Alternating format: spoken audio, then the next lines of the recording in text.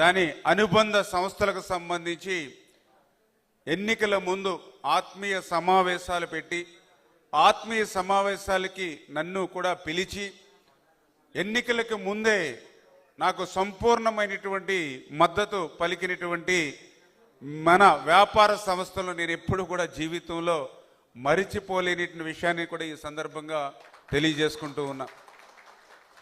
ఎందుకంటే ఈవేళ పాలకొల్లు అంటేనే మీ అందరికీ తెలుసు, వ్యాపారానికి వాణిజ్యానికి మారుపేరు ఈవేళ పాలకొల్లు.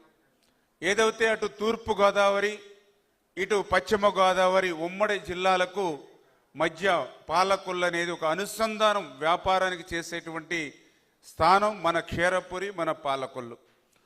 అందులో కూడా ప్రత్యేకించి పాలకొల్లు పట్టణం కానీ పాలకొల్లు వ్యాపార సంస్థలు కానీ నేను ఎక్కువ గౌరవించడానికి